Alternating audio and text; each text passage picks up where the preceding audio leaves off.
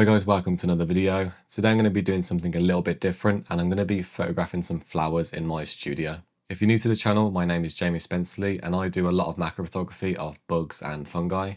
But today I thought I'd challenge myself by photographing something a little bit different. It's currently springtime in the UK, which means a lot of flowers are popping up, but the weather can be very inconsistent around this time of year. Some days it'll be really calm, nice and sunny, with no wind at all. And then the next day, it will be really windy, sideways rain, and today there was actually hail, which was really surprising. I rarely do macro photography in my studio, and I much prefer photographing things outside in their natural environment. But since it's my first time giving flower photography a proper go, I thought I'd make things a little bit easier and bring the flowers from my garden into my studio.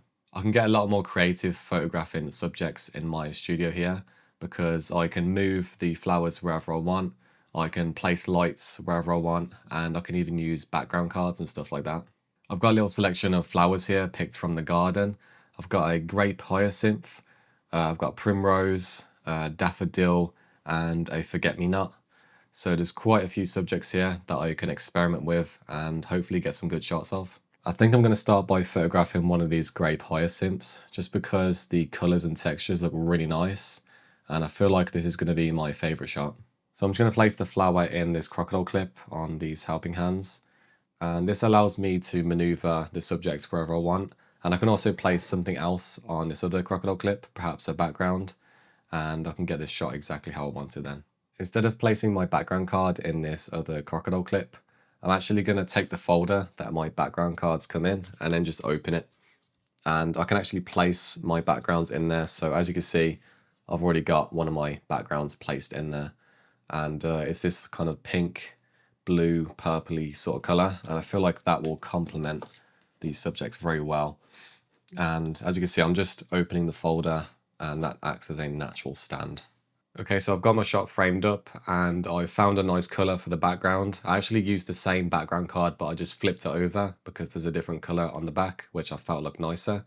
We've got some blue in the bottom right, and then in the top left, it's sort of a gradient into a sort of pinky purple color, which I think complements the flower very nicely. I'm now going to start setting up my lighting, and I'm going to be using two Adaptalux Pod Minis. These are on some small rig tabletop tripods. And the good thing about these lighting arms is that they're bendy, so you can get the light exactly where you want. And these are white lighting arms. You can buy other colors as well. The lighting's looking a bit harsh, so I'm actually going to put a diffusion cap on both lighting arms, and this will just make things look a lot more natural. I've got the background as far back as it can go to make it as dark as possible, but it's still looking quite bright, and I think the reason for that is because there's a lot of light hitting the background. So what I'm going to do is use one of these background cards. As you can see, it's got like green and yellow and blue on this side, but the other side is black, which I can use to block out some of that light hitting my background card. So I'm just going to rest it against the other background card, and it's a bit scuffed, but we got it. And I think that has made just a slight difference. Hopefully that has stopped some of that light hitting the background. I'm happy with how everything looks now, so I'm going to get to photographing it. Camera settings, I'm using f4 to get quite a blurry background, but also to get some sharpness. And then ISO, I'm going to be using 200, which is the base ISO, which means I'll get the cleanest image. And my shutter speed comes out to 1/10 with those settings. And to get more of the subject in focus, I'm going to be focus bracketing. So all I've got to do is focus just before the subject is in focus, press my shutter button, and then I'll press my shutter button again once it's focused all the way to the back of the subject, which is about now. And then later on, I'll combine all those frames to get more of the subject in focus. And I think that shot should have turned out really nice. On the back of the camera, the lighting looks really nice, but sometimes when you open up the images on your computer on a bigger screen, that's when you notice some of these smaller details that you might have missed when taking the photo. Next up, I'm going to photograph this primrose, and I feel like this is going to be the hardest subject to photograph because I feel like it doesn't look that aesthetically pleasing. It looks kind of damaged, and yeah, I just don't know what angle to sort of photograph it from. I think maybe top down, but to get in a top-down angle in this space is going to be quite hard. I found it quite difficult to get a nice composition of this subject, but I got one in the end. What I did is place the flower in one of my helping hands here, but I didn't really like how the petals were sort of leading in to the middle. So what I did is just rotate the flower until it looked good. And now I think it looks quite nice. I've also placed a background that is pretty much like the same color as the subject. And it's got this sort of light bit in the bottom left, which I feel like adds a really nice natural gradient to the background. It makes it look like the background is more natural rather than a piece of paper just placed behind the flower. I'm now going to start setting up my lighting, and to be honest, I don't think I need to go that crazy with lighting for this shot because I already like the results as it is. I think my goal for lighting with this shot is to have it come from the top left because that's where all the negative space is. So it makes sense that the light would come from that direction. I think one light works really well for this shot. I had to play around with a second light, but I don't really feel like it works well. So I'm going to stick to the one light here. And I think I'm actually going to bring in this card here with the black on the back, just to block some of that video light spilling onto my subject. And that means you can see the effect of the Adaptalux light a lot better then.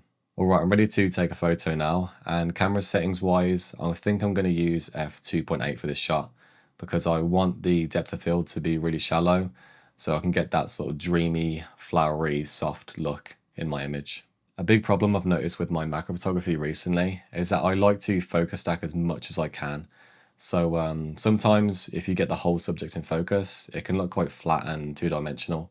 If you have a bit of depth of field, then it can make it look a lot more three-dimensional and a lot more alive. However, I'm still going to focus bracket for this shot, so I have some options when it comes to editing later on. So all I've got to do is focus just before the flower is in focus, press my shutter button to start the focus bracket, and now I've just got to wait until it's got all these frames. You probably noticed I'm using the 60mm today rather than 90mm. That's mainly because I'm in a small space, and if I use the 90mm, then I'd have to be really far back. But yeah, I think we've almost got enough frames now. About there, that looks good. I really didn't think I'd get a nice photo of that flower, but I'm surprised. I actually think I got quite a nice shot in the end. It took a little bit of work and problem solving, but that's what photography is all about. I'm now going to photograph these forget-me-nots, and I feel like this is going to be a lot harder than I thought because there's a lot to pick from, and I feel like nothing really jumps out at me in terms of getting a composition set up. It took me quite a while to find a composition, but I found one in the end. I'm going to be photographing these three here, and there's actually a little one that hasn't grown yet coming out the top left, which I didn't like to begin with, but now I've got my composition set up. I actually quite like it because it adds a little bit of story to the image. I really like how the leaves on the left and right create a leading line towards the flowers, and it also just fills out the frame quite a bit. I've just set up my background card, and I've decided to use this green and yellowy colour because yellow contrasts the blue purplish colour of the flower really nicely, and the green is also just a nice gradient in the background.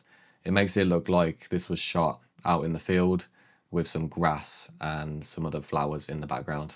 I'm now going to start setting up my lighting, and it might be quite difficult because the subject is so small, but I think we'll get on alright.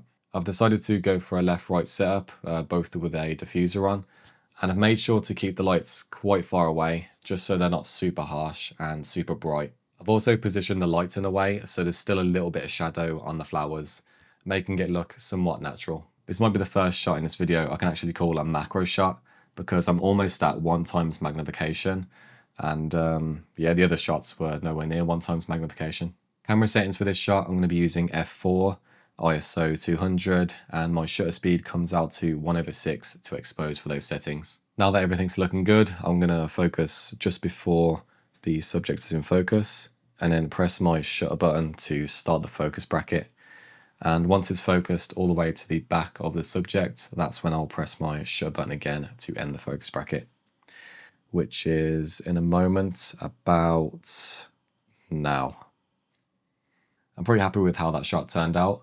I think there was a lot of things that worked well. We've got the leading lines from the leaves going into the flowers. The colour of the flowers contrasts nicely with the colour of the background. And then the lighting just looks nice and soft and quite natural.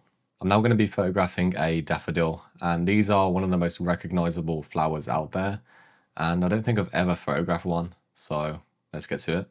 I was originally going to get a symmetrical shot of the front of the flower, but because the petals aren't symmetrical, I feel like that wouldn't look that good. So what I've come up with instead is a side angle. I feel like it's a bit unconventional, but I actually quite like it. I also like how this little dead bit of grass or whatever that is sort of coming into the flower and acting as a leading line. It sort of adds flow to the frame.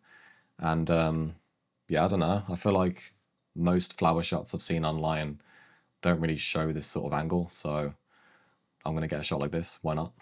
I've got both of my Adaptalux lights set up, but I want to light up the middle of the flower a little bit more, because as you can see, the rim light is on the left, but it doesn't reach the middle of the flower.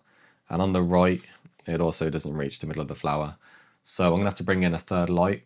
Unfortunately, I don't have any more white lighting arms. If I did, I would use one of my other pod minis and stick that lighting arm in there. But because I don't, I'm going to be using a cube light, and I'm just going to hold it above the flower until it looks good. So I feel like somewhere about there looks good. And I'm going to have to hold it here while I take the photo. I could use a tripod, but it's a lot easier just to hold it, to be honest. So yeah, we'll do that and get to photographing it.